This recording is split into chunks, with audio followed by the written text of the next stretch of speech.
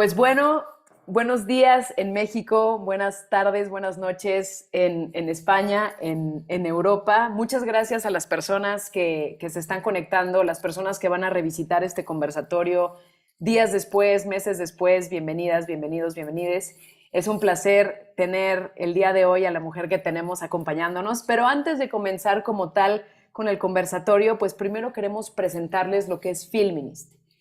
En este caso, pues mi nombre es Nina, yo soy una de las cofundadoras de este proyecto Feminist, y Feminist es una celebración de la mirada femenina en el cine. Es un proyecto en el que visibilizamos y reconocemos el trabajo hecho por y con las mujeres en la industria, no importa la edad, no importa el país, no importa el rol, mientras esté en la industria del cine. Y básicamente es un festival anual que lo hacemos presencial en México, en la ciudad de Querétaro, y que también a lo largo del año tenemos, a veces cada mes, a veces cada 2 meses, unas dinámicas que se llaman conversatorios virtuales, y el día de hoy justamente estamos en uno de nuestros conversatorios virtuales. Y en estos conversatorios pues son diálogos en los que ponemos en la mesa alguna temática específica, invitamos especialistas, mujeres en ese tema, y básicamente tenemos un diálogo, una conversación de 1 hora, de 1 hora y media y a veces un poco más, pero vamos a tratar de portarnos bien para que no termine tampoco tan tarde tu viernes, mi estimada Ana, pero en donde visibilizamos también estos temas de importancia, visibilizamos carreras de personas que quizás la gente todavía no conoce y sobre todo compartimos ideologías e ideas que pueden ir abriendo y podemos ir cerrando más bien esa brecha de género y visibilizando temas que son realmente importantes en la industria y en el tema de género a nivel mundial. Entonces, pues básicamente esos son los conversatorios, eso es el Festival de Feminist. Y antes de empezar, ¿me puedes volver a repetir, Ana, nada más cómo debo de pronunciar tu apellido? English, English, Ana perfecto, English. listo. Ya se me había olvidado y me lo acabas de decir. Pues bueno, yo les presento a Ana antes de cederle la palabra a Deyanira y a Ana y empezar esta maravillosa conversación. Ana English Carrasco es graduada en Historia del Arte por la Universidad de Valencia.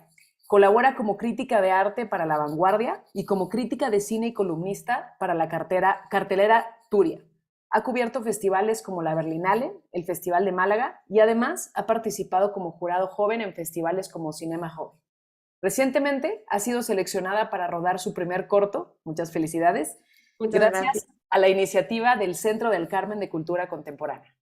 Sin más por mi parte y para ya no quitarle más tiempo a quien venimos a escuchar y ver el día de hoy, le cedo la palabra a mi querida Deya y a mi queridísima Ana. Así que, adelante. Muchas gracias, Nina. Pues estamos de nuevo en un conversatorio más, después de una pequeña pausa que tomamos. Y bueno, estamos muy contentas porque esta es la primera vez en los conversatorios de Feminist que tenemos a una crítica de cine. Y también, bueno, no es la primera vez, pero creo que la segunda. Nina no me dejará mentir o me corregirá, que tenemos a la segunda invitada de Europa, ¿no? Estamos muy contentas de tenerte acá, Ana, y para iniciar el diálogo nos gustaría preguntarte, ¿qué te inspiró a combinar tu formación en Historia del Arte con tu pasión por el cine? Pues yo creo que fue casi más un poco como al revés, como que yo empecé Historia del Arte sobre todo porque me gustaba mucho el cine. Lo que pasa es que en España, por ejemplo, tenemos comunicación audiovisual que sí que está más especializado a lo que sería aprender a dirigir cine, producir cine, y la Historia del Arte que de alguna manera es un marco más teórico. O sea, fue de una manera muy orgánica, aprendí a combinarlas. Yo empecé escribiendo, antes de escribir crítica de cine, empecé escribiendo crítica de arte para La Vanguardia, pero como que yo sobre lo que quería escribir era sobre cine. Lo que pasa es que es muy difícil encontrar un espacio para escribir cine, porque incluso los diarios tienen una sección muy pequeñita reservada a la crítica de cine actualmente, y tuve la oportunidad de empezar a colaborar con la cartelera Turia, y mi carrera universitaria y mi carrera profesional de alguna manera siempre se han visto retroalimentadas de esa manera. Lo que yo aprendía en Historia del Arte lo podía aplicar en la crítica de cine, y la crítica de cine la podía aplicar a la Historia del Arte, básicamente. Interesante, Ana. Bueno, y eres muy joven, pero además has tenido, ya has tenido mucha experiencia cubriendo festivales de renombre como Berlinale y como el Festival de Málaga. ¿Cómo ha influido esta experiencia en tu perspectiva como crítica y en tu comprensión de la diversidad cinematográfica? Yo creo que te ayuda a entender cómo funciona la industria cinematográfica desde una perspectiva muy distinta. Sobre todo en los festivales tienes la oportunidad, por ejemplo, la Berlinale, que tiene muchísimas secciones, tienes la oportunidad de, por ejemplo, Panorama o Encounters, de ver cine que si no los vieses en el festival, es cine que es muy difícil que llegue a la gran pantalla. Más que nada porque no todas las plataformas no todas las plataformas tienen ganas de apostar por determinadas producciones audiovisuales quizá más arriesgadas y en los festivales te das cuenta de que existe mucho cine más allá de aquel que llega a la gran pantalla o a grandes plataformas como Netflix o HBO. Entonces, yo diría que de los festivales lo que me llevo es sobre todo mucha experiencia vital porque los festivales han sido lo que a mí me ha inspirado a seguir escribiendo, a pesar de lo mal que se pasa porque en Berlín en febrero hace muchísimo frío, pero, pero sobre todo a entender el cine más allá de aquello que conocemos. Yo he visto en festivales películas que digo, o sea, ¿qué estoy viendo? Es algo muy distinto, sobre todo en el de Málaga y en la Berlinale se aboga mucho por el cine experimental, en Cinema Chove también, cine dirigido por personas jóvenes, por mujeres, por personas queer, entonces son festivales que encima abogan mucho por la inclusión, por lo que me ha hecho ganar una perspectiva más amplia de lo que es el cine, sí. Nina, ¿quieres? No, todavía no, sigo escuchando, Ah, porque ya ahorita que empiece a comentar algunas cosas, si no tomo el micrófono y no me callas, amiga, así que muy mejor bien, no. bueno, en cualquier momento dinos y para que te integres más a la conversación. Ana, y bueno, me gustaría seguir con sobre tu experiencia. ¿Nos pudieras compartir alguna anécdota significativa que has enfrentado como mujer en el ámbito de la crítica del cine? Pues sobre todo, una cosa que a mí me llamó mucho la atención es que las ruedas de prensa, a mí me gusta mucho intentar ir al mayor número de ruedas de prensa con determinados directores y una cosa que es muy fuerte, yo noté mucha agresividad y mucha masculinidad en las ruedas de prensa de los festivales de cine.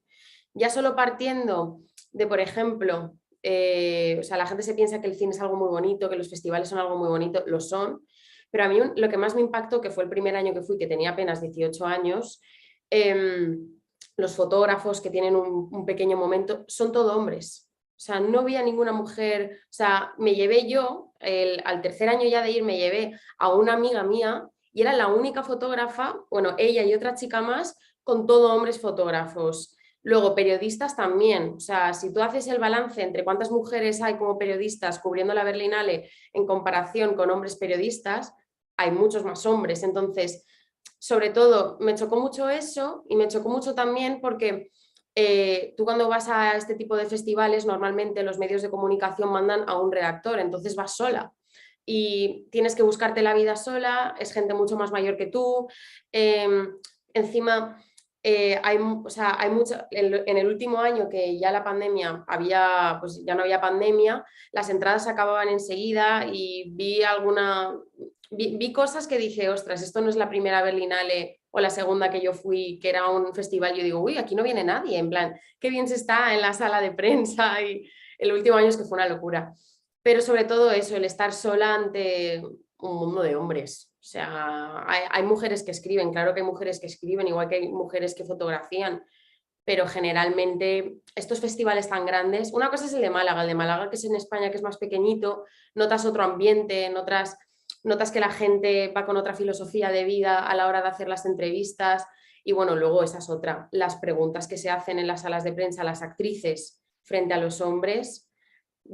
Esto que te salen vídeos virales en YouTube, hasta que no tienes delante al periodista, que a lo mejor has estado sentado al lado suyo toda la rueda de prensa y de repente levanta la mano al final y pregunta cómo ha sido rodar para ti esta escena de sexo a una mujer y dices, pero por favor, en plan, pero ¿por qué se lo estás preguntando a ella y no a él?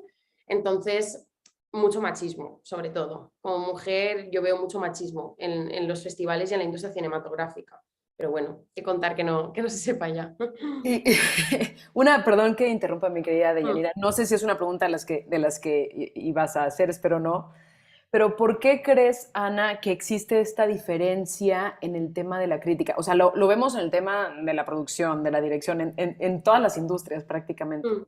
Pero ¿tú crees que hay alguna razón específica en el tema de la crítica cinematográfica, esta disparidad y del tema de los fotógrafos de los eventos? Porque también se ven canes, ¿no? O sea, Sí. en los photocalls son 200 fotógrafos y creo que nunca ha habido una mujer, o hay un par de mujeres por ahí perdidas, ¿no? Entonces, ¿a qué crees Mira, que se a mí, debe? por ejemplo, con el tema de la fotografía, yo que, por ejemplo, mi último trabajo de investigación lo hice sobre la mirada, yo creo que también porque quizás somos bastante menos morbosas en ese aspecto, creo que la figura del paparazzi, sobre todo, no es lo mismo que la figura de un fotógrafo que es artista o un fotógrafo que quizás hace fotodocumental, o sea, el fotógrafo de festival es un prototipo muy marcado, suelen ser hombres de mediana edad, en plan en los 40, 50, tienes que estar físicamente y sobre todo los empujones que se pegan para conseguir la foto, o sea, pero empujones, te estoy hablando empujones en la sala de prensa que los de seguridad tienen que decirles, por favor, parad de pelearos. Y dices, pero ¿cómo puede ser que esto esté pasando en un festival de cine? Y respecto a la crítica, lo que sucede ahora, ya no solo con la crítica de cine, sino con la crítica cultural en general, me atrevería a decir, es que creo que, para empezar, hay muy poca gente que pueda dedicarse exclusivamente a la crítica cultural. Normalmente suelen ser periodistas que igual que hacen crítica cultural, a lo mejor te están haciendo un reportaje sobre fútbol, sobre actualidad política. Entonces, ¿qué pasa? Pues o sea, yo creo que la pregunta sería, ¿cuál es el lugar de la mujer en el periodismo casi? Porque normalmente las mujeres que se dedican, por ejemplo, yo admiro mucho a Pepa Blanes, una periodista, una crítica cultural española de cine, pero no solo habla sobre cine, tiene que hacer muchas otras cosas para poder subsistir porque vivir del periodismo es muy complicado. Entonces, claro, si ya partes de quién es un jefe de redacción, normalmente son hombres, ¿a quién contrata, a qué perfil contrata un jefe de redacción? Pues primero, a gente joven ya te digo yo que no, porque el periodismo, o sea, a excepción de algún ejemplo, son hombres, iba a decir hombres blancos, pero no, pero es más que nada el perfil que buscan. Los jefes de redacción buscan perfiles pues con los que ellos se sientan cómodos, también cuyas ideas de alguna manera estén a la par. Entonces yo creo que es eso y sobre todo la precariedad. Estoy segura de que habría muchas mujeres que se dedicarían exclusivamente a la crítica de cine si pudiesen, pero es que es prácticamente imposible. Entonces, en mi caso, yo lo tengo que compaginar con cajera de supermercado. Yo me iba a la Berlinale, pero a lo mejor todo el verano de antes había estado en un supermercado haciendo de cajera. O sea, yo creo que esa es la realidad del crítico cultural actualmente. Nosotros Muchas gracias. Adelante, amiga, perdón. no, justo va relacionada con esto y tiene que ver, aquí en estos espacios de los conversatorios hemos hablado mucho sobre la visibilidad y cada vez más, digamos, la evolución en cuanto a la presencia de mujeres en diferentes áreas de la industria cinematográfica. ¿Tú has notado desde tu perspectiva que ha habido una evolución en cuanto a la crítica de cine? Porque lo comentabas y es como un retrato actual, ¿o crees que sí ha A ver, habido yo más? personalmente, hay un documental que es bastante ilustrativo en este aspecto, que se llama El Crítico, que va sobre la trayectoria de Carlos Boyero en España. Carlos Boyero o sea, ha sido considerado como uno de los grandes críticos a nivel nacional. Y está muy bien porque en este documental te explica algo, o sea, explica antes, por ejemplo, los críticos que habían en determinados festivales españoles de renombre, como puede ser San Sebastián o como puede ser el Festival de Málaga y derivados, y eran un grupo de hombres y ahí no veías a ninguna sola mujer. Y está muy bien porque este documental hace como un recorrido desde el pasado, o sea, hasta el presente, y en el presente te encuentras todo lo contrario, que es mucho más probable que te encuentres a lo mejor a 5 mujeres compartiendo hostel o compartiendo un Airbnb para poder cubrir juntas un festival. Entonces yo creo que sí que hay más voces y sobre todo lo más importante, creo que hay voces masculinas que ya no se tienen tanto en cuenta, porque Carlos Boyero, que había sido considerado el gran crítico, ahora mismo en algunas críticas que ha hecho da risa, porque él es muy misógino, o sea, y esto yo creo que hasta él mismo se habrá autorreferido a sí mismo como misógino, pero hay veces como que ya estas críticas ya no tienen ningún valor porque parten de una mirada muy masculina y es que la crítica, o sea, la crítica es el crítico, la crítica es la mirada del crítico, o sea, una película a mí a lo mejor me puede parecer maravillosa y si la gente de alguna manera entiende más mi opinión que la suya, mi crítica de alguna manera pues será más admirada que en este caso la de Carlos Boyero.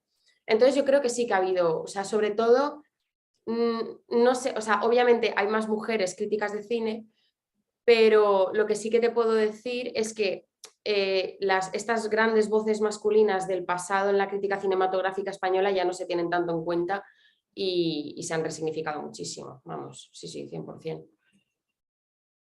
Nina, No, no, adelante, amiga, adelante. ya.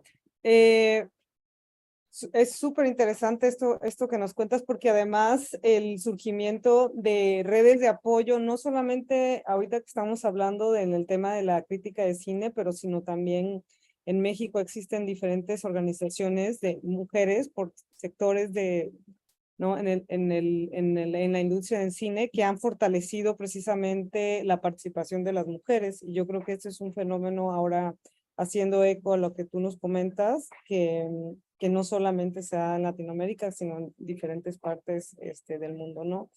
Es Me que tiene gustaría, que, o sea, ay, perdona, o sea, es que tiene que ser así. Yo, por ejemplo, lo veo mucho, yo que he estado en rodajes y tengo amigos que se dedican al cine de manera profesional, enseguida ves que el director de fotografía es un hombre, que el gaffer es un hombre, que el sonidista es un hombre, o sea, hace falta la inclusión en todos, o sea, en todas las partes, en todas las partes formantes de una película. O sea, hacen falta más mujeres que estén con la pértiga, o sea, hacen falta más mujeres dobladoras, o sea, la mujer, o sea, en el cine, o sea, yo quiero que lo impregne todo, que impregne cada una de las partes que forman una película.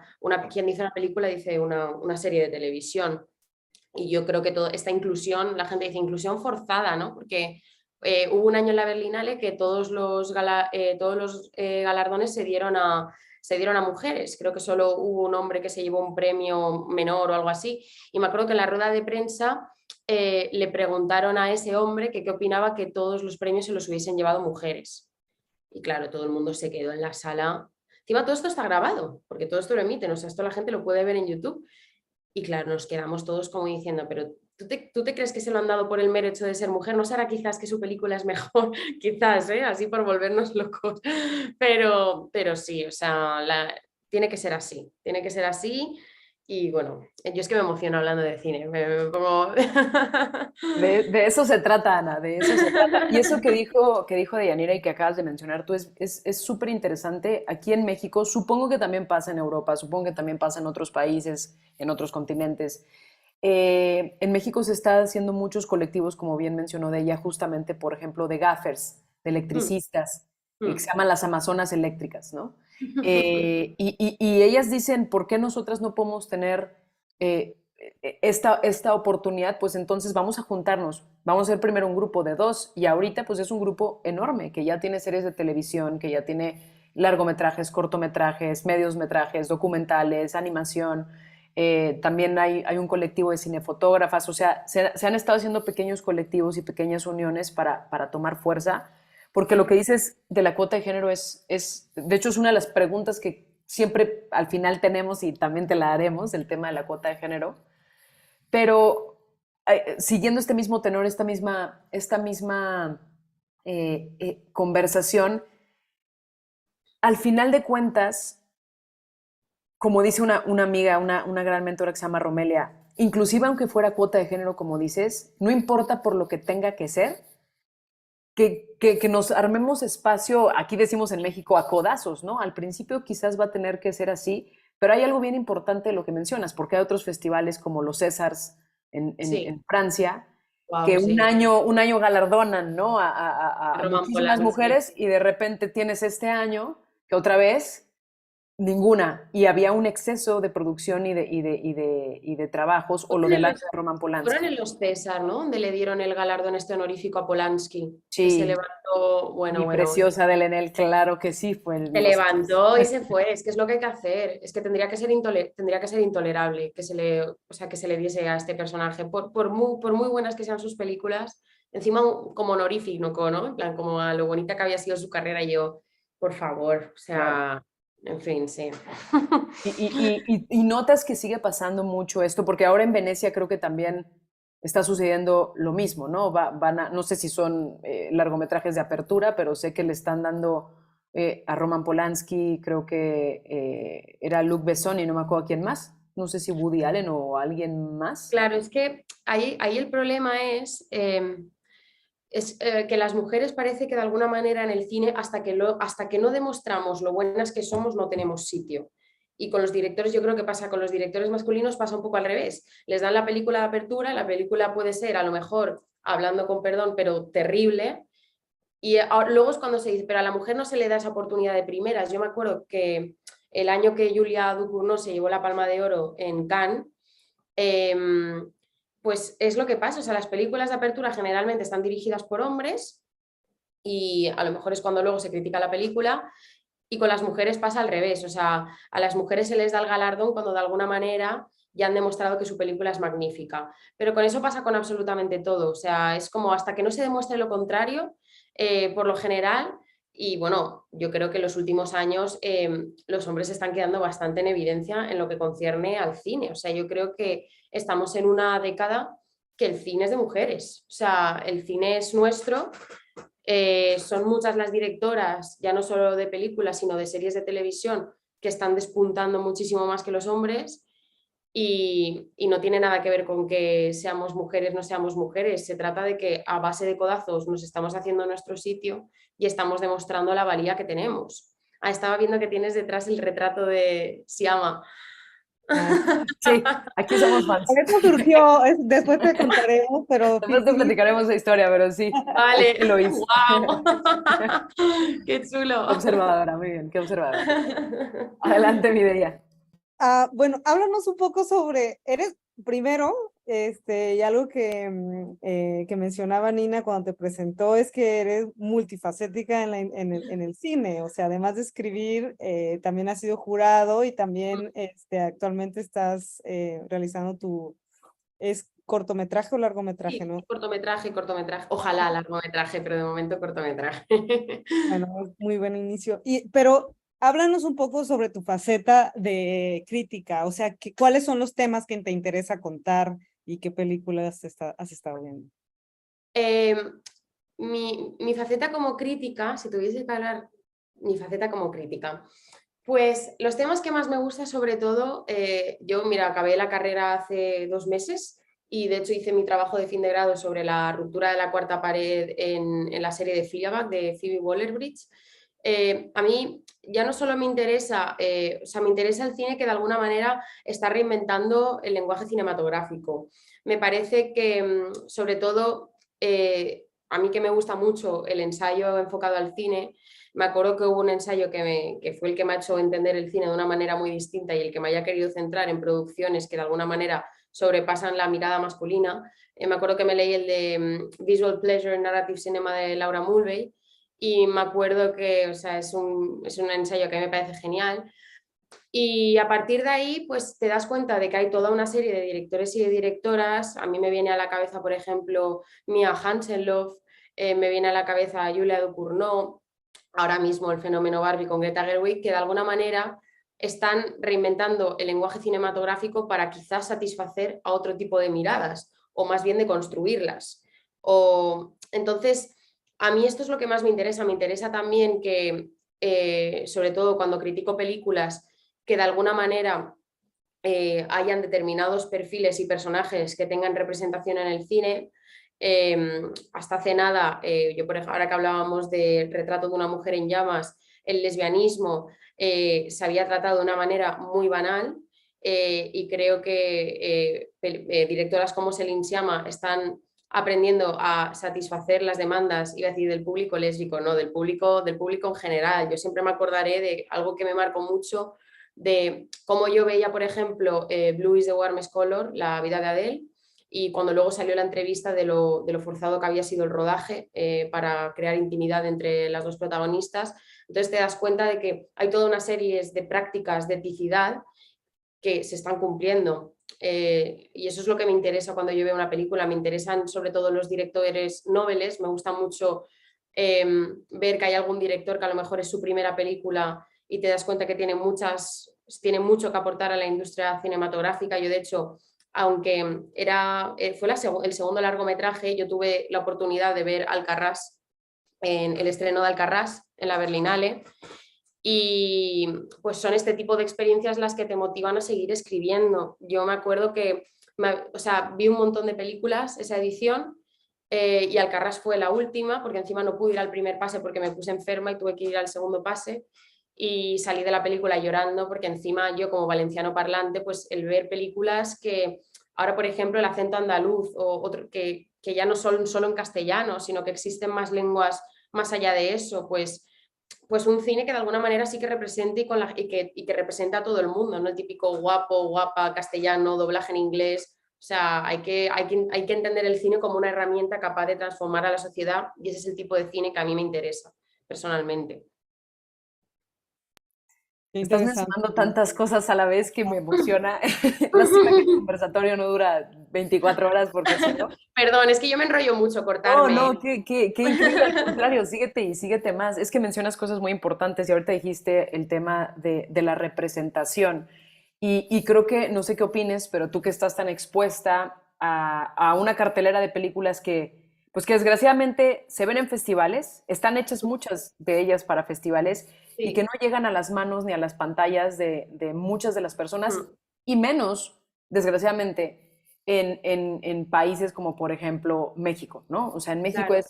tiene una cultura de cine independiente espectacular, Mm. inclusive de nuestro propio país, que no llega a nuestro propio país, sino que le va extraordinariamente bien en la Berlinale. De hecho, en la Berlinale siempre nos va muy bien a las mexicanas, ¿no? Sí, Sofía total. Ausa, etcétera, Total, etcétera, Natalia Beristain, total. o sea. Entonces, esto que dices de la representación, ¿tú crees que es un rasgo de nosotras como mujeres el tener esta capacidad representativa, esta necesidad de que se escuchen nuestras voces y ahora podamos ver películas de linajes, por ejemplo, del tema de la paternidad, del tema de la relación con nuestras abuelas, que la misma Céline Sciamma lo toca en Petit Sí, Mamá, sí. el tema del Qué descubrimiento bonita. Y esa sexual? película, es que me encanta Ay, esa película, sí. me encantó.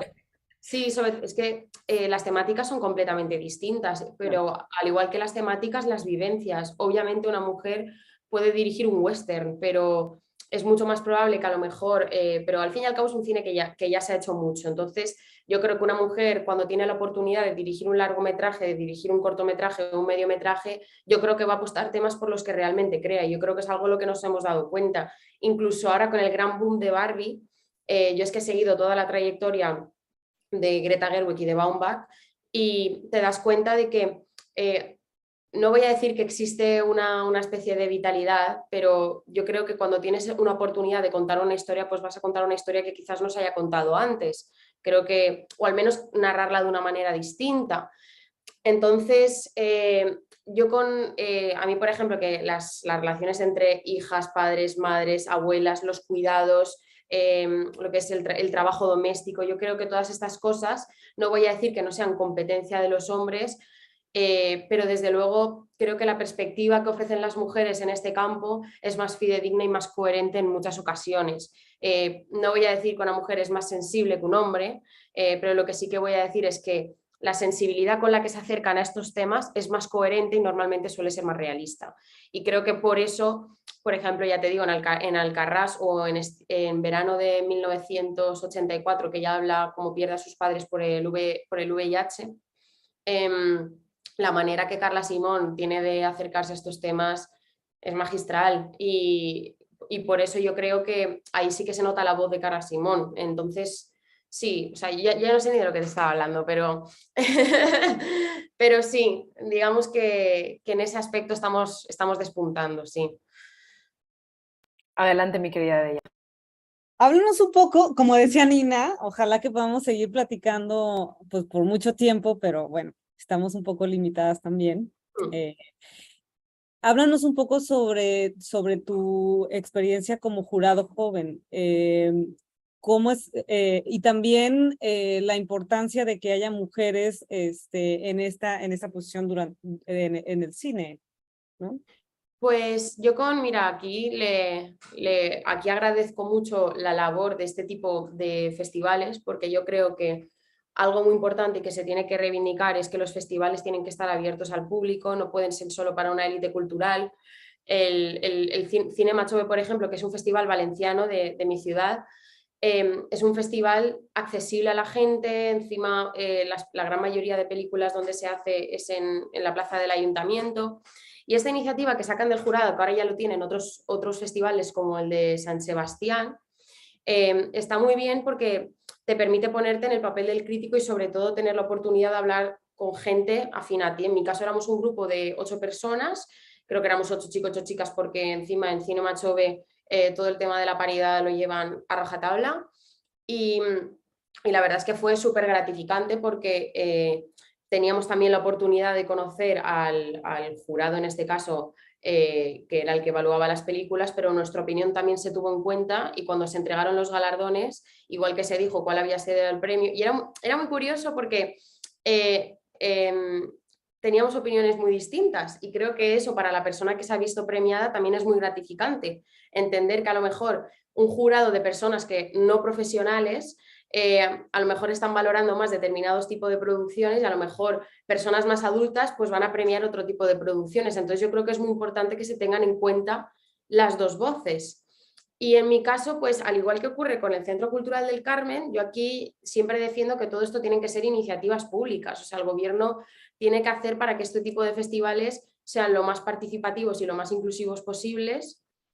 Y en mi caso encima fue muy curioso porque se iban paseando por la universidad, iban explicando lo que era el festival y teníamos que mandar nuestra candidatura, un poco nuestro currículum y nuestro perfil, que fuese gente afín a las humanidades. Era muy raro que en el jurado te encontrases a un ingeniero mecánico, éramos todos pues de filosofía o de historia del arte o de comunicación audiovisual. Y sobre todo lo que es muy bello, que se ha perdido mucho, son los cineforums, ¿no? Que al fin y al cabo es el ver una película en conjunto y luego dedicarle unos momentos de reflexión a la película, llegar a acuerdos. Y es curioso porque aunque hubo algún roce en lo que concierne a nuestras opiniones, porque claro, cada uno que quería premiar a la película que más le había gustado, a través del diálogo todos llegábamos a la misma conclusión. Entonces, ya te digo, yo sí, porque no se puede repetir, solo lo puedes hacer una vez, pero si tuviese la oportunidad volvería a ser jurado de Cinema Chove, vaya, porque me encantó la experiencia.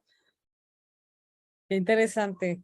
Y justo eso que platicas que nos comentas sobre que existan este tipo de espacios y el cineclub y los cineforos es súper importante para generar diálogo en torno a pues al cine y a las nuevas estéticas que están surgiendo en torno al cine, ¿no? Y además involucrar y formar públicos. Nosotros hemos hablado mucho aquí en Filministi. Esta es una pregunta que me surge respecto de tu último comentario. ¿Cómo ves tú la formación de públicos jóvenes en España en cuanto al cine que se está produciendo y se está viendo en las pantallas? Pues yo creo que, en primer lugar, el problema que tenemos aquí en España es que no hay escuelas de cine públicas. Tú puedes estudiar comunicación audiovisual, pero las dos grandes escuelas de cine que lo enseñan tanto de manera práctica como de manera teórica son la ESCAC y la ECAM. ¿Qué pasa? Que a mí me da mucha pena porque, por ejemplo, un máster o sea, si no me equivoco, un máster a lo mejor en crítica cinematográfica cuesta alrededor de 11.000 euros. Cuando aquí, al tener las escuelas públicas, estamos acostumbrados a pagar 1.000 euros de matrícula al año, unos 900 euros. Entonces, ¿qué pasa? Que obviamente luego hay muchísimas otras carreras que sí que estudian, o sea, sí que te hacen aprender a reflexionar, como puede ser historia del arte, filosofía o en general las humanidades, pero las escuelas de cine, como puede ser la FEMIS en París, siempre se han caracterizado o como puede ser la ICTV en Cuba, por generar como especie de núcleos en los que se hable de cine, se huela cine y donde se enseña a la gente a ver un cine más independiente, donde se hacen proyecciones. Eso no existe en España. Existe comunicación audiovisual, pero no existe como tal una escuela de cine nacional, por decirlo de alguna manera. Entonces, partimos de que cada vez más entre eso y que cada vez más las humanidades tienen menos valor, no hace falta más que ver cuáles son la cantidad de personas que quieren matricularse en carreras humanísticas frente a carreras como medicina, ingeniería, pues yo creo que lo que ocurre cada vez más es que entre eso y que las películas que llegan a las grandes salas es muy difícil estar educado en cine. No obstante, en España sí que hay una plataforma que ahora creo que está en el top 3 de plataformas más solicitadas, por decirlo así, junto a Netflix, HBO, Amazon Prime, que es Filmin. Que Filmin es una gran plataforma que de hecho tienes la opción de ver algunos festivales más pequeñitos, que puedes ver las pelis de los festivales durante esos días, que sí que apuesta por cortometrajes de gente joven y los pone en la plataforma. Entonces, yo creo que Filmin, pues obviamente es una buena solución a todo esto, pero para que la gente entienda el cine necesitas inculcar el pensamiento teórico y crítico. Y eso no es tan fácil, no es tan fácil. Entonces, pues yo personalmente partimos, por ejemplo, de un contexto en el que España hubo un año que el gobierno de derechas quitó filosofía como materia obligatoria. No sé si fueron 1 o 2 años, yo de hecho filosofía no tuve en bachillerato. Entonces, entre eso y el ataque a las humanidades, creo que va a ser bastante difícil que en los próximos años encontremos a un público crítico con el cine si no invertimos esfuerzos y presupuestos estatales en toda la promoción de eventos culturales, como puede ser festivales locales y derivados, vaya. Súper interesante porque nosotros, digo, al menos en México, también enfrentamos retos similares respecto a la formación de los públicos. Y el año pasado justo reflexionamos, y el primer año, ¿no, Nina? También reflexionábamos al respecto de la formación de los públicos jóvenes y sobre todo de los niños, ¿no? Que es importante empezar a generar iniciativas para que los niños empiecen a tener esta apertura, ¿no? A otras narrativas, y es súper difícil, ¿no? Tomar como que esta batalla en medio de, pues, toda el tema audiovisual, ¿no? Y de los celulares Y que sobre todo la cultura también está muy ligada a la política. Y, por ejemplo, en el momento que, por ejemplo, en Valencia ahora mismo tenemos un gobierno de coalición de 2 partidos de derechas, en lo primero que recortan es en cultura. Entonces, yo creo que tendrían que ser cosas, iba a decir, tendrían que ser cosas que fuesen intocables. Tendrían que haber, o sea, por ejemplo, yo pongo el ejemplo de Valencia, que es mi ciudad, pero hasta hace 4 o 5 años no teníamos televisión local, porque llegó la derecha, era una televisión en valenciano, no había presupuesto y hasta hace nada se llamaba Canal 9, Canal No por aquel entonces, no teníamos televisión local en, la lengua, en nuestra lengua. Entonces, por eso digo que es muy difícil separar la cultura de la política y a mí me apena mucho porque tendría que ser algo que estuviese por encima de la política. O sea, la inversión en cultura para que los niños tengan acceso ya no solo al cine, sino al teatro. Hay niños que ahora mismo estoy segura de que no habrán pisado un teatro jamás.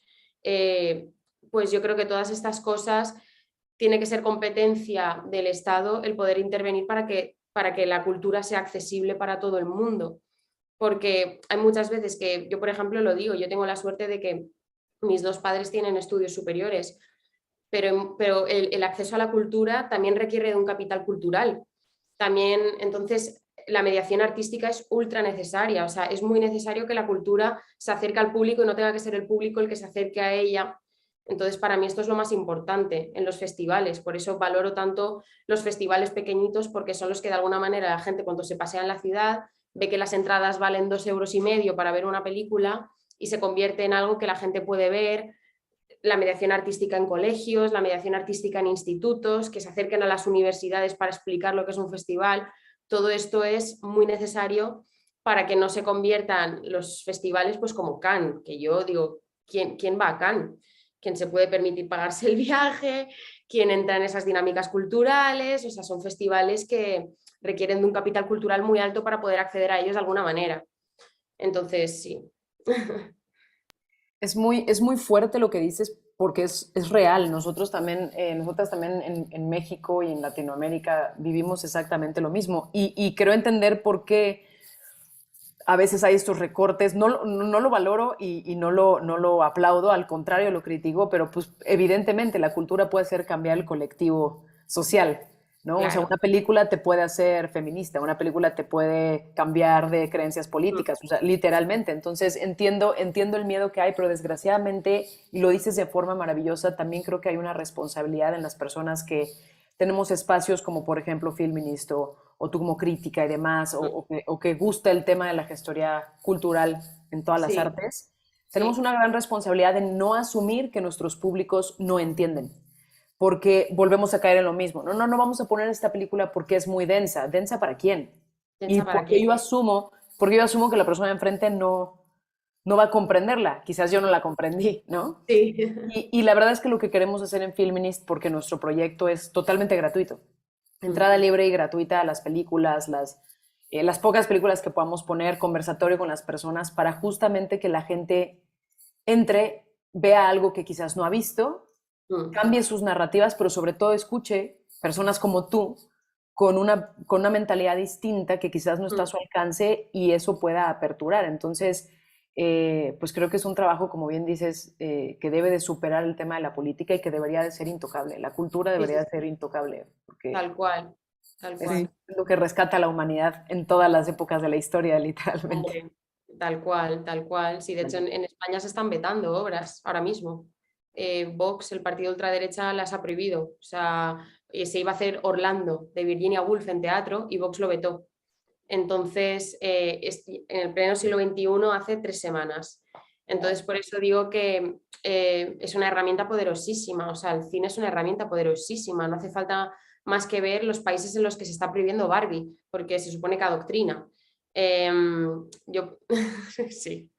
Y encima es que el cine personalmente es a mí uno de los motivos por los cuales acabé casi decantándome más por la crítica de cine que por la crítica yo criticaba principalmente arte contemporáneo, es porque el cine a mí me sigue pareciendo una de las artes más democráticas. O sea, mientras que a lo mejor una exposición de un curador francés con una esfera azul es solo accesible para tal, el cine va a seguir siendo, con todo el respeto hacia el arte contemporáneo, porque yo estudio historia del arte y me encanta, pero el cine para mí es como una especie es un bien que hay que protegerlo a toda costa, porque encima el cine tiene que ser de todo menos individualista, es un lugar de comunión para distintas personas y sobre todo los festivales, eso es lo que consiguen, y sobre todo los festivales pequeños o iniciativas como Filminist, que de alguna manera se sigan abriendo espacios de diálogo en torno a este tipo de producciones, como de las que hablábamos anteriormente. Hay una pregunta que me surge y se relaciona un poco a las reflexiones que tenían anteriormente sobre la accesibilidad de la cultura y la necesidad de cada vez hacer más democrática la cultura, ¿no? Y es que durante el COVID creo que la cultura en general, no solamente el cine, demostró que era el ático para muchas personas, sino para la mayoría. Y mi pregunta en concreto es, ¿hubo algún cambio? Porque también veo con tristeza que hemos vuelto al mismo lugar casi donde estábamos y muchos países no han como mejorado sus políticas públicas en torno a la cultura. ¿Qué ha pasado en España? ¿Ha habido algún cambio después del COVID en cuanto al... En España lo que ha pasado principalmente después del COVID, que ya se veía venir, es que yo creo que hay una depresión generalizada, hay mucha preocupación, sobre todo yo creo que, y eso es lo que ha llevado en muchas ocasiones, bueno, aquí lo que ha pasado en España principalmente, porque imagino que sabéis que hace poquito han sido las elecciones, Sí. en las autonómicas sobre todo ha ganado la derecha. Y, por ejemplo, en Valencia ha ganado o sea, la ultraderecha ha tenido mucha representación. Entonces, ¿qué pasa? Que es muy curioso porque, por ejemplo, la izquierda, Yolanda Díaz, la ministra de Trabajo, estaba sacando adelante el Estatuto del Artista, donde básicamente un estatuto que no se cambiaba desde hacía muchísimos años, donde de alguna manera se protegía al artista, al director, al actor, y sin embargo, se ha votado todo lo contrario. Se ha votado a los que prohíben, a los que censuran, a los que están quitando revistas en bibliotecas municipales. Entonces yo creo que todo, o sea, todo aquello que se puede hacer por la cultura, que de alguna manera lo puede hacer la izquierda porque la derecha no lo va a hacer. De hecho, el que se encarga de cultura en Valencia era torero. Entonces, todo aquello que se podía hacer por la cultura, que lo podía hacer la izquierda, pues no se les está, o sea, ahora mismo va a costar muchísimo más. Va a costar muchísimo porque, para empezar, lo primero que se ha dicho es que en lo que se va a invertir dinero a nivel cultural va a ser en más corridas de toros, por ejemplo. Y de hecho, la cartelera Turia, o sea, la revista para la que yo escribo, que tiene que recibir subvenciones del Estado como cualquier producto cultural, están todos temblando pensando de que se van a recortar subvenciones para este tipo de iniciativas, porque es en lo primero que recortan. Entonces yo creo que a mí me aterra. A mí me aterra pensar que, o sea, de hecho, o sea, es que la actualidad política española en general me aterra. Menos mal que en las elecciones generales hemos podido un poquito parar al monstruo, que digo yo. Pero sí, es curioso porque yo creo que independientemente que seas de izquierdas o de derechas, todos disfrutamos del cine, todos disfrutamos del teatro y los productos culturales son un bien común. Entonces, por eso que sí, es curioso como todos en pandemia aplaudían a los médicos o encendían la tele para ver Netflix y derivados, y ahora que ha pasado la pandemia se está votando a partidos que están haciendo todo lo contrario, están recortando en sanidad, están recortando en cultura. Entonces, pues es una realidad que apena mucho, la verdad. Entonces, por eso hay que movilizarse en ese aspecto y hay que seguir reivindicando el valor de la cultura, sobre todo en países como España, donde ha sido aquello que nos ha salvado en grandes momentos de tristeza y de terror, como podía ser el COVID. O sea, las novelas, el cine se convertían en una especie de ventana para poder viajar a otros mundos y para poder de alguna manera desconectar de la realidad tan terrible que estábamos viviendo, pero ahora parece que nadie se acuerda de ellos, de los que hacen cultura. Entonces, sí, es terrible. Es terrible y es, bueno, triste, no sé si es la palabra, el panorama que nos planteas, porque también del otro lado volteamos a ver todo el tema de el panorama actual, ¿no? De los gobiernos de Latinoamérica, y parece como que ahorita hay como un mosaico de resistencias, donde la cultura es... sí, un barco, pero también pues necesita de apoyo, y un apoyo que cada vez ha ido disminuyendo, y particularmente en el caso de México lo hemos enfrentado mucho en los últimos años. A mí me gustaría, no sé si Nina tiene otra pregunta respecto de esto que nos compartes, Ana, pero si no, me gustaría ir hacia la parte que ya habíamos hablado al inicio sobre tu nueva faceta, la que estás ahorita como realizadora. ¿En qué temática estás trabajando? Pues un poco el humor, porque yo creo mucho creo mucho en el poder del humor. Encima, en España, sobre todo, el humor parece que siempre ha sido patrimonio de hombres, como puede ser Berlanga y Azcona, que era su guionista. Y sobre todo a mí me inspiró, a mí la serie, una de las producciones audiovisuales que más me ha inspirado ha sido Fleabag, sobre todo por, o sea, ese humor ácido. O sea, las mujeres también pueden hacer humor negro y pueden hacer humor ácido, y me decanté sobre todo, el corto nació un poco porque el Centro Cultural del Carmen abre esta iniciativa y a mí yo estaba muy cabreada con las elecciones, sobre todo por lo del tema del torero, porque yo soy bastante animalista y lo de los toros me parecía demencial, porque encima en Valencia, por ejemplo, tenemos los toros a la mar y hay imágenes de toros ahogándose en el agua y los hombres ahí tirándoles de los cuernos. O sea, es algo demencial. Y nada, y quise contar la historia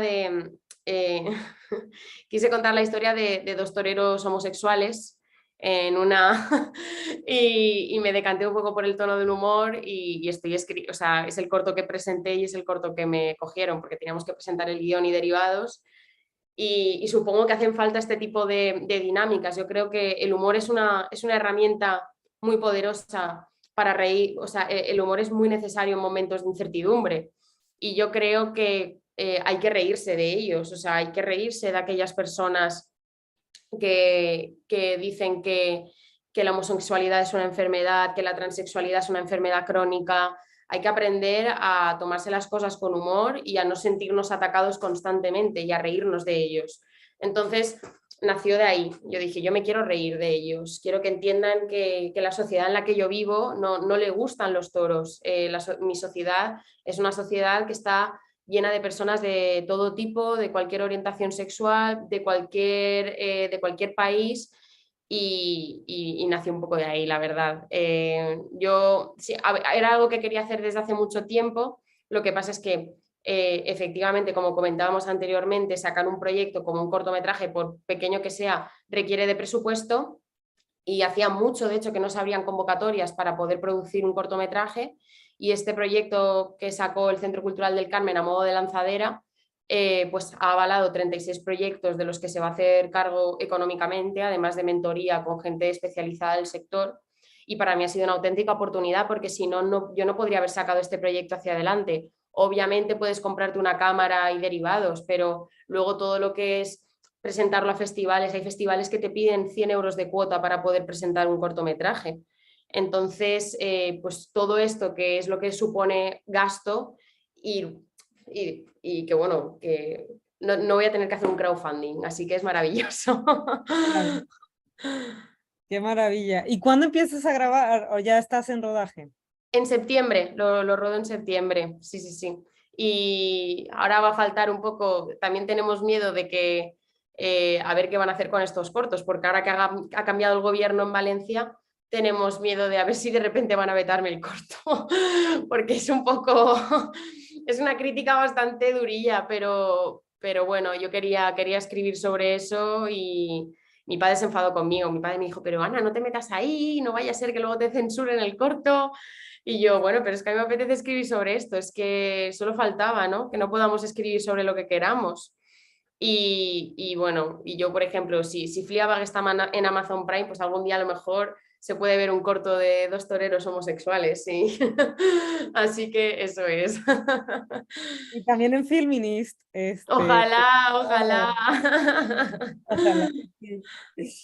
Qué interesante. Mm. Wow, pues creo que estamos llegando como que al final, Nina, no sé si quieras hacer alguna pregunta sobre este tema que estamos hablando. Pues solamente, pues como bien lo dijo de ella Nira, extenderte Ella, Nira. de ella Nira, es que te digo de ella y luego hay gente que se confunde de nombre, entonces de ella Nira. Eh, pues en cuanto tengas oportunidad y quieras mostrar el cortometraje, para nosotras sería un honor tenerlo, tenerte, porque aquí justamente lo que queremos es visibilizar las narrativas de las cosas de las que queremos hablar y no solamente eso, sino dar espacio, porque pues también, y tú lo debes de conocer, sobre todo en Europa, que pues para mi gusto los festivales de cine más maravillosos para mi gusto están en Europa. Aquí en México también tenemos unos extraordinarios, empezando por el nuestro. Pero que casi nunca hay este espacio de hablar detrás de los retos y de cómo creaste y de cómo llegaste y de todo lo que hiciste, de todo esto que estamos teniendo, ¿no? O sea, en los festivales, pues por lo general recibes tu galardón o tu muestra, tienes 20, 30 minutos de conversación y se acabó. Y lo que nosotras queremos es todo lo opuesto, ¿no? Hacer espacios seguros donde podamos charlar de todo lo que hay detrás, de nuestras ideologías, de todo, para sentirnos representadas. Entonces, pues te abrimos las puertas para cuando lo tengas y quieras proyectar, mostrar. Pues nada, aquí está tu casa en México. Muchas Y acá gracias. De todo lo también, que bueno, quieras. en México Bueno, y en Estados Unidos. y en Estados Unidos también. Tengo muchísimas ganas de ir, o sea, muchísimas, así que muchas gracias por la invitación, me voy a acordar. Sí, Nosotras tómatelo en también. serio. Sí. Bueno, yo quería también preguntarte sobre tu inspiración. ¿Hay alguna mujer en la industria del cine que consideres que sea especialmente influyente para ti? Yo, claro, es que yo todo mi trabajo de investigación ha girado en torno a Phoebe Waller-Bridge, Ya. que O sea, yo diría que tanto ella en lo cómico y Julia Ducournau en lo que concierne a la creación, así con un trasfondo más filosófico, por decirlo de alguna manera, son mis dos grandes referentes. Phoebe Waller-Bridge, sobre todo porque ha sido capaz de coger muchos mecanismos teatrales y de llevarlos a una serie de televisión mainstream de una manera muy, muy, muy inteligente. Y Julia Ducournau, sobre todo por la originalidad de los temas y sobre todo bueno, por todo. Es que a mí me parece, o sea, para mí, por ejemplo, Titán, que fue la que ganó la Palma de Oro en Cannes, me parece de lo mejor que se ha hecho en los últimos años. Es que podría hablaros de un montón, pero yo diría que ellas dos. Carla Simón, obviamente, por cercanía, bueno, porque es de mi tierra. Pero bueno, ella es catalana, pero sobre todo es que para mí ahora mismo son aquello que define el panorama cinematográfico actual. Es que creo que en el momento en el que tú le preguntas a alguien por director o directora favorita, yo estoy segura de que ahora son muchas más las personas que te hablarían de una directora que de un director. Y yo creo que en eso es lo que es como se está viendo el cambio real. No voy a hablar de Greta Gerwig y de Barbie porque esto ya estamos hablando de una superproducción. Bueno, ya se ha visto que ha sido la película más taquillera dirigida por una mujer, o sea, superando el billón de euros, pero sobre todo son perfiles como el de Phoebe Waller-Bridge o los de Julia Ducournau los que yo considero que están cambiando la manera de entender el cine. Y sobre todo mujeres que no tienen ningún problema en tratar determinados temas como puede ser el aborto mezclado con, o sea, porque todo el mundo decía, no, es que esto es herencia cronenberiana o no, es que esto es autoficción, como que enseguida se intentaba como justificar Y la comparar maravilla. con otros directores también. Sí, sí, exacto. Entonces yo digo, no, es que esto es suyo, o sea, es que esto es una genialidad suya y por eso que yo me quedo con estas dos. No Y puedo ambas muy disruptivas, porque decir. Fleabag al final de cuentas pues pone temáticas Sí, que no son sobre para nada todo, conservadoras, ¿no? O sea, no, sobre y todo Titán, bueno, ni se diga. a mí me gusta mucho el feminismo que no es ejemplarizante. O sea, a mí me gusta mucho que se hable de la mujer también, la mujer feminista como mujer desastre. O sea, ya está bien de Siobhan, de Succession, o sea, este empoderamiento, este falso empoderamiento del que se habla, competitivo, feroz, no es una, no es una retórica con la que todas las mujeres podamos empatizar. O sea, la gran mayoría de mujeres no somos mujeres que vamos a ir por ahí con la antorcha hablando del feminismo como una gran autoridad. O sea, el feminismo son muchas más cosas y yo creo que son personas que han sabido encarnar muy bien el ser una mujer directora a la hora de enfrentarse a narrativas muy atípicas. Entonces eso es lo que admiro de ellas dos. Qué Lo has increíble dicho de platicar forma contigo. Ey, excelente. Ah, perdón, amiga, perdón. no, no, Sigue, no. sigue, sigue. No, solo decía que qué increíble conversar contigo y compartir tu visión, Ana. Tenía una pregunta, Nina, no sé si tienes una pregunta o era un comentario. No, no, no, nada más lo mismo, o sea, de que me parece muy interesante y me imagino que así va a ser también tus propias creaciones y tus propios guiones, porque sí me llama la atención que te llaman la atención mujeres que son disruptivas, que son totalmente salidas de Mm, la línea y que cuestionan temáticas que han sido totalmente protegidas, ¿no? O sea, desde el tema del sacerdote en Fleabag y la sexualidad y todo este tipo de cosas, como en Titán también la masculinidad, ¿no? sí. Que es una película molesta para mucha gente por Mm, esas temáticas, pero el tema de la masculinidad sé que es algo que picó mucho con esa historia y es una belleza sí, en todos los aspectos. Yo también, sí, sí, sí, sí, completamente. coincido muy bien. Coincido contigo. Y nada más decirte eso, que supongo, no sé, que quieres experimentar justamente por esa parte de ser disruptiva y me queda claro que con lo que tú quieres hacer en tu guión es exactamente lo que estás Sí, es sobre todo, buscando, ¿no? creo que es sobre todo el no tener miedo a hablar de determinadas cosas. En plan, creo que no hay que tener miedo a hablar de nada siempre que lo hagas con respeto, pero también te digo, yo creo que depende mucho de la persona. O sea, yo en mi caso, pues es aquello que me motiva, son ese tipo de películas las que de alguna manera me hacen seguir creyendo en el cine. Yo no soy la misma persona que entro a ver Titán que aquella que cuando salgo, o no soy la misma persona cuando miro el primer capítulo de Fleabag cuando me acabo las dos temporadas. O sea, son series que de alguna manera o películas que se quedan contigo y que te hacen entender la vida de una manera distinta. Y yo lo digo, yo por ejemplo soy o sea, a mí Berlanga es de mis directores favoritos, pero yo creo que faltan mujeres dentro del humor y yo creo que con Phoebe Waller-Bridge se ha demostrado y sobre todo a la hora de enfrentarse a determinados temas como puede ser una mujer que ve porno, ¿no? Como pasa en Fleabag, que el novio le pilla a ella viendo porno, pues ¿qué es eso? Que no somos perfectas, también cometemos errores y yo creo que esas narrativas son las más interesantes, las más realistas en todo caso. La de Titán no, de momento lo de tener hijos con un coche todavía no se ha demostrado, pero, pero bueno, todo llegará. Una nunca sabe ya con la tecnología. Una nunca sabe. Bueno, yo lo estamos llegando al final de nuestro conversatorio. No sé si hay alguna pregunta, Nina, en el foro. Sí, tenemos dos comentarios. Bueno, uno sí lo alcanzaste a responder, entonces voy a irme con las últimas dos. Liz dice, acá en Baja California Sur se va empezando a hacer cursos para públicos para ver el teatro, pero es indiscutible que en México nos hace mucha falta desde la educación pública, en la materia de arte, en la escuela reforzar los contenidos audiovisuales y desde ahí formar los públicos nuevos, que era justo lo que mencionábamos, ¿no? Que por lo visto también está sucediendo, vaya, en España, o sea, Sí. está pasando en Yo todos creo, lados. encima lo que dice, o sea, lo que dice específicamente, o sea, formación en aprender a entender los contenidos audiovisuales. O sea, yo lo digo, vivimos en la era de la hipervisualidad. O sea, somos personas que, o sea, tú ahora, por ejemplo, te metes en Twitter, te metes en Instagram, o sea, todo es visualidad. Todo son películas, cine, vídeos de Instagram, TikToks, o sea, pero el problema es que somos como una especie de esponjas que vemos, vemos, vemos, pero no aprendemos a razonar en base a lo que hemos visto. Entonces, yo lo digo, o sea, hay asignaturas que ahora mismo yo las considero mucho menos importantes que a lo mejor una materia que enseñase desde adolescentes a entender el audiovisual de una manera completamente distinta.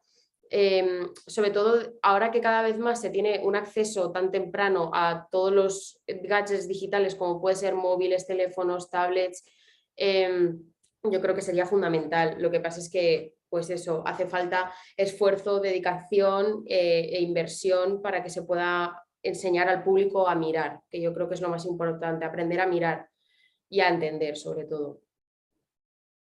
Sí. Y muchísimas gracias y pues, tienes toda la razón. Mariana, que es parte de nuestro staff, persona muy importante para nosotras en Filminist y elemental para nuestro equipo, dice, felicidades Ana, muy claro e inspirador, planteas la posición de la mujer en el cine. Esperamos pronto puedas venir a México a seguir aportando tu visión. Muy Así pronto, lo que prometo. así sea. Ana, se está quedando grabado y nosotras no. Exactamente. Nosotras no se nos va a olvidar. Lo prometo, porque me muero de ganas. Ana, ¿cómo te gustaría que evolucionara? O sea, hemos hablado mucho del panorama actual, de los retos, de las dificultades que enfrenta la mujer actual en el cine, pero ¿cómo te gustaría que evolucionara el papel de la mujer en el cine? Yo, en mi caso, lo que se necesitan son más mujeres cineastas, delante y detrás de la pantalla. Y eso, o sea, solo se puede lograr a partir de políticas que tengan que ver con la inclusión. Que, por ejemplo, yo que conozco a Carlos, no me acuerdo del apellido, pero que es el que lleva Cinema Show en Valencia, lo conocí a raíz de estar en el jurado. Él me comentaba que una cosa que él intenta cumplir es que siempre haya 50-50, o sea, porque tienes que partir del hecho de que seguramente para una mujer haya sido mucho más difícil llegar a rodar una película que para un hombre. Entonces, hacen falta políticas de inclusión en un rodaje, sobre todo, me hace mucha gracia porque lo único que llega a la prensa cuando se habla de políticas de inclusión en el cine, parece que lo único de lo que se habla son de, por ejemplo, las prácticas de eticidad en lo que concierne a escenas que tengan que ver con algo relacionado con la intimidad, tanto como para mujeres, para hombres, pero es que la inclusión y las políticas de eticidad en el cine tienen que ir más allá, tienen que ir que cuando tú estás seleccionando a gente para un rodaje, no puede ser que te acabes decantando siempre por el mismo director de fotografía, por el mismo gaffer, o sea, las mujeres necesitan ese tipo de espacios y cuando se habla, lo que lo comentaba antes, cuando se habla de inclusión forzada, pues bueno, si se tiene que forzar, pues que se fuerce. Sobre todo, yo creo que todo esto va a empezar a cambiar, veremos que empieza a cambiar en el momento en el que más mujeres estén en jurados internacionales, Sucedió, por ejemplo, en la anterior edición de la Berlinale, que estaba Kristen Stewart, o sea, cuando grandes mujeres que se han dedicado al cine y que también han sufrido las consecuencias de de alguna manera empiecen a tener voz. Yo creo que el ejemplo más paradigmático es el tratamiento que se hacía antes de actrices como Pamela Anderson y cómo se está empezando a tratar esto. Ya no se puede machacar a las actrices de la manera que se les machacaba anteriormente. Y esto solo se puede hacer, o sea, y esto solo se puede hacer teniendo un absoluto control de los rodajes y permitiendo que las mujeres cada vez más vayan teniendo su sitio, ya no solo delante de la cámara, sino detrás. Y eso es lo que opino. Así que solo espero que vaya más y que cada vez más me encuentre mujeres que me digan que son etalonadoras, que son sonidistas, que ya no solo quedan dentro del departamento de maquillaje y estética, ¿no? Que era un poco como el lugar que ocupaban las mujeres en los rodajes o llevando cafés. O sea, y que es igual de válido, pero yo las quiero en todos los sitios, o sea, yo quiero que estemos en todas partes. Entonces creo que la única manera es así, vaya. Increíble. Pues muchas gracias, muy inspirador tu respuesta, Ana. No sé, Nina, creo que pudiéramos ir cerrando el conversatorio de hoy. Muchas gracias, Ana, Gracias a vosotras. por tu disposición y por compartir sobre todo tu pasión por el cine. ¿Dónde pudiéramos seguirte y dónde podemos leerte además tus críticas? Pues las podéis leer en la cartelera Turias, que es un formato en papel que está que está en los kioscos aquí. Pero yo normalmente Cartelera Turia tiene una página web y es donde se suben las críticas que yo he ido haciendo estos años. No se suben inmediatamente, pero normalmente a las 2-3 semanas suelen estar publicadas. Y en La Vanguardia seguiré escribiendo sobre arte, pero nunca con el amor y con el cariño como con el que escribo sobre cine, ¿no? Sobre cine y derivados. Así que sí, en la Cartelera Turia podéis. Carteleraturia.com o algo así será. Bien, La compartimos en nuestras redes también para que... Muchas gracias. Y si no tienes problema, pues también podemos compartir tus redes sociales. ¿Cómo Por estás supuesto. ¿qué utilizas más? Porque ya vi que nos empezaste a seguir en Twitter también. Bueno, en Mira, Twitter X, que ya no sé cómo se llama. Twitter lo utilizo sobre todo para fisgonear, porque no publico mucho, pero Instagram, Twitter, en cualquiera de esas dos podéis seguirme, que es Ana Enguix, que es mi nombre, tal cual. Perfecto. Como es un apellido poco común, va a ser sencillo va a ser sencillo, sí. que aparezcas. Pues mi queridísima Deya, creo que ya no tenemos más preguntas enlistadas. Tuvimos algunas que no teníamos escritas porque pues está la conversación realmente interesante. Yo quiero pues obviamente agradecer a los patrocinadores que desde la segunda edición pues nos apoyaron y que también gracias a ellos podemos sostener muchas cosas dentro del festival, mencionarlos, algunos de los patrocinadores y colaboradores que nos ayudaron en la segunda edición, que fue nuestra primera presencial, como al restaurante Sayil, al Hotel Boutique MO17, al Hotel Casa Brunella y a El Dorado Agua. Pues agradecerles el apoyo y que este año nos sigan ayudando y nos sigan apoyando y sigamos creciendo. Y pues muchas gracias a todas, a todos, a todas las personas que nos ven, que nos vieron, que nos verán. Sigamos a Ana, sigamos tu trayectoria y de verdad que aquí tienes tu casa en Filminis, ya sea en Estados Unidos, en México o en donde nos encontremos. Os invito también a venir a Valencia o a Madrid. ¿Cuándo? Estáis invitadísimas. No nos digas 2 veces, Ana, porque vamos. Pues muchísimas gracias, Mireia, por llevar este conversatorio de forma magistral también. Gracias a todas. Gracias, Ana. ¿Algo adicional que nos quieras decir? ¿Alguna reflexión que sientas que quieres decir adicional? ¿O estás así? Nada, lo único que hay que seguir viendo cine dirigido por mujeres, hay que seguir compartiéndolo y lo más importante, valorar que la crítica cultural todavía sigue teniendo su espacio y la conversación en torno a la cultura siempre va a ser muy necesaria y bueno, espacios como este propician eso. Así que os doy también la enhorabuena a vosotras por esta iniciativa y por este festival.